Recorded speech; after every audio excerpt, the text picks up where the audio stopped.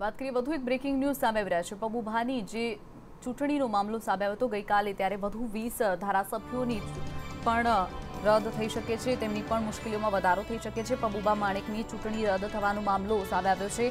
હજુ પણ 20 ધારાસભ્યો સામેની પિટિશન ઉપર નિર્ણય આવી શકે છે। ભાજપના 16 ઉમેદવારો સામે હાઈકોર્ટમાં પિટિશન દાખલ થઈ શકે છે, ત્યારે કોંગ્રેસના 4 ધારાસભ્યો સામે હાઈકોર્ટમાં સુનાવણી ચાલી રહી છે।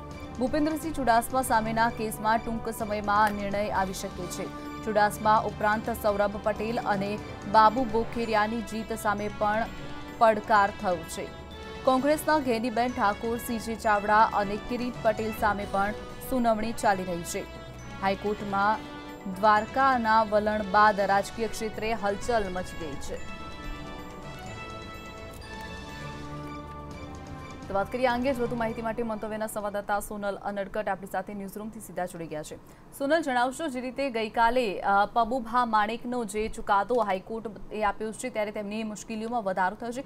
બીજી તરફ વાત કરીએ કે હજુ પણ 20 જેટલા ધારાસભ્યોની પિટિશન પર સુનાવણી થઈ શકે છે, હજુ પણ કેટલાક ધારાસભ્યોની મુશ્કેલીઓમાં વધારો થઈ શકે છે, શું છે અંગે વધુ માહિતી? ચોક્કસપણે શિવાંગીની, જે પ્રકારે ગઈકાલે પબુભા માણેકની જે રીતે હાઈકોર્ટ તરફથી ધારાસભ્ય પદ રદ કરવામાં આવ્યું છે, ખાસ કરીને તેમને જે ફોર્મ ભર્યું હતું, ચૂંટણી ફોર્મ ભર્યું હતું, તેમાં તેમણે જે તેમનો મત વિસ્તાર છે, જે મતક્ષેત્ર છે, તેનો ઉલ્લેખ કર્યો ન હતો અને આ ટેકનિકલ કારણને લઈને જે કોંગ્રેસના ઉમેદવાર હતા એ વખતના જે મેરામણ આહિર, તેમના તરફથી આ હાઈકોર્ટમાં અરજી કરવામાં આવી હતી, ઇલેક્શન પિટિશન કરવામાં આવી હતી અને તેના પરની સુનાવણીમાં હાઈકોર્ટે તેનો ચુકાદો આપ્યો છે અને જેના કારણે થઈને પબુભા માણેકનું જે આ ધારાસભ્ય પદ છે તે રદ થયું છે। આ જ પ્રકારે જો વાત કરીએ તો ભાજપના અને કોંગ્રેસના મળીને જે ધારાસભ્યો છે, 2017ની જે વિધાનસભા ચૂંટણી છે તે મુદ્દે લગભગ હાઈકોર્ટમાં લગભગ 20 જેટલી ઇલેક્શન પિટિશન કરવામાં આવી છે, જેમાં જે 16 પિટિશન છે તે ભાજપના ઉમેદવારોની સામે છે અને બાકીની જે 4 પિટિશન છે તે કોંગ્રેસના ઉમેદવારોની સામે ભાજપના ઉમેદવારોએ કરેલી છે। ખાસ કરીને આ જે પિટિશનો કરવામાં આવી છે તે તમામ જે છે તે ટેકનિકલ કારણોને લઈને કરવામાં આવી છે। ઈવીએમની જે ખામીઓ છે તેને સામે દર્શાવવામાં આવી છે, ખાસ કરીને વીવીપેટ સ્લીપ જેને મતગણતરી માટે ધ્યાનમાં લેવાતી હોય છે, આ પ્રકારના જે ટેકનિકલ ખામીઓ છે તેને સામે રાખીને અને તેની સામે વાંધો ઉઠાવીને આ તમામ પિટિશનો કરવામાં આવી છે અને જે પિટિશનો કરવામાં આવી છે તેમાં ભાજપના દિગ્ગજ નેતાઓની સામે આ 16 પિટિશન થયેલી છે, જેમાં બાબુ બોખીરિયા, સૌરભ પટેલ, એમડી કળથિયા સહિતના જે નેતાઓ છે તેમની સામે આ પિટિશન કરવામાં આવી છે અને આ 16 અને પ્લસ 4 જે કોંગ્રેસના નેતાઓ છે તેમની સામેની જે આ ટોટલ 20 જેટલી જે પિટિશન છે તેના પરની સુનાવણી હજુ સુધી હાઈકોર્ટમાં ચાલી રહી છે અને એવી સંભાવના એક જોવાઈ રહી છે કે જે પ્રકારે દ્વારકાના કિસ્સામાં કોર્ટે કડક વલણ અપનાવ્યું હતું અને સુપ્રીમ કોર્ટમાં જવા માટે થઈને જે પબુભા માણેકના એડવોકેટની વિનંતી હતી 4 વીકનો સમય માગવાની, તે પણ હાઈકોર્ટે ગ્રાહ્ય રાખી ન હતી। તો આવા સંજોગોમાં હાઈકોર્ટ હવે કડક વલણ અપનાવી શકે છે તેવું આ 20 પિટિશન ઉપર એવું જોવાઈ રહ્યું છે।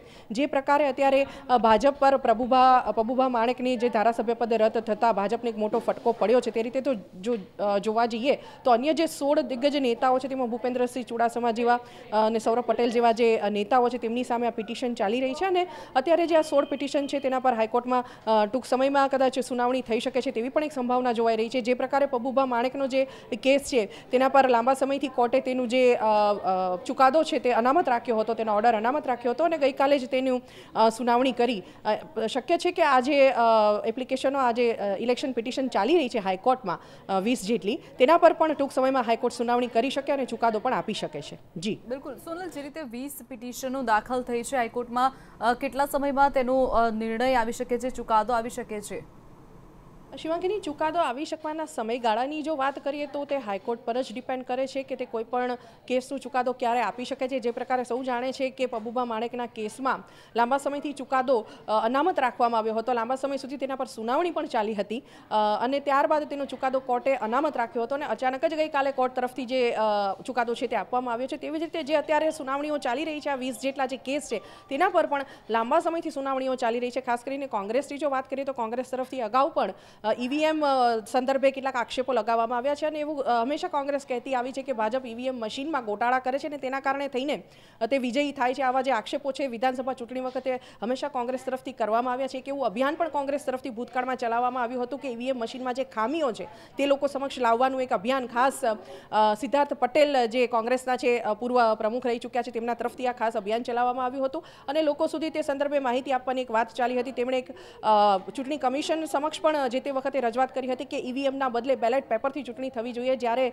વિકસિત દેશો વિશ્વના ઈવીએમ વાપરી નથી રહ્યા ત્યારે ભારતમાં શા માટે ઈવીએમ વાપરવામાં આવે છે તેવો સવાલ પણ હંમેશા કોંગ્રેસ તરફથી ઉઠાવવામાં આવી રહ્યો છે. તો અત્યારે આ જે 20 પિટિશનો ઉપરની સુનાવણી જે કોર્ટ કયા સમયે કરશે, કયા સમયે કોર્ટને યોગ્ય લાગશે તે સમયે તે ચુકાદો ચોક્કસપણે આપી શકે છે. પરંતુ હાલ જે રાજકીય માહોલ ગુજરાત સહિત દેશભરમાં સર્જાયો છે, અત્યારે રાજકીય ગરમાવો ચોક્કસપણે આવી ગયો છે દ્વારકાના કોર્ટે આ દ્વારકા અંગેનો જે નિર્ણય કર્યો છે તેનાથી. જી બિલકુલ સોનલ, જે રીતે વાત કરીએ કે જે દિગ્ગજ નેતાઓના નામ સામે આવે છે, ભૂપેન્દ્રસિંહ ચુડાસમા છે, સાથે જ બાબુ બોખીરિયાનું, સૌરભ પટેલ, જે દિગ્ગજ નેતાઓના નામ સામે આવે છે, ત્યારે કેવા પ્રકારનો રાજનૈતિક ગરમાવો આવી શકે છે? રાજનૈતિક ગરમાવાની જો વાત કરીએ શિવાંગીની, તો ચોક્કસપણે કહી શકાય કે અત્યારે જે ભાજપ છે તે લોકસભા બેઠક સંદર્ભે પણ અત્યારે સતર્ક થયેલો છે. 26 બેઠકો ગુજરાતની તેના ખિસ્સામાં છે તેવો તેને ભરોસો હોવા છતાં પણ ભાજપ એક પણ બેઠક પર જે કચાશ છે તે છોડવા માંગતો નથી, અને તેના કારણે થઈને જ ભાજપ તરફથી કદાચ કેટલીક બેઠકો પરના ઉમેદવારોના નામ જાહેર કરવામાં બહુ લાંબો સમય લેવામાં આવ્યો હતો. ખાસ કરીને અમદાવાદ પૂર્વ અને પશ્ચિમની વાત કરીએ તો આ બે બેઠકો એવી છે કે જેના પર લાંબો સમય લેવામાં આવ્યો હતો. એ જ પ્રકારે જો રાજકીય ગરમાવાની વાત કરીએ તો ભાજપ માટે અત્યારે એક પણ બેઠક ઓછી થાય તે પાલવે તેવું નથી. આવા સંજોગોમાં જે રીતે દ્વારકાનો નિર્ણય કોર્ટ તરફથી કરવામાં આવ્યો છે અને પબુભા માણેક જે ભાજપના ધારાસભ્ય છે તેની એક બેઠક ભાજપ માટે ઓછી થઈ છે, એક ધારાસભ્ય ઓછા થયા છે, ત્યારે સંખ્યાબળ ઓછું કરવાનું ભાજપને કોઈ પણ રીતે પાલવે તેવું નથી. અને તેમ છતાં અત્યારે જે પ્રકારે કોર્ટ તરફથી કડક વલણ અપનાવવામાં આવી રહ્યું છે, એક એવી અપેક્ષા જોવાઈ રહી છે, એવું વાતાવરણ જોવાઈ રહ્યું છે કે જો કોર્ટ કડક વલણ અપનાવે આજે 20 પિટિશનો પેન્ડિંગ છે તેમાં, તો ભાજપ માટે બહુ અઘરું થઈ શકે એમ છે. કારણ કે જે પ્રકારે કોર્ટ તરફથી નિર્ણય લેવાયા છે, જે આમાં જે અત્યારે પિટિશનો કરવામાં આવી છે તેમાં મોટાભાગની જે 20 પિટિશન છે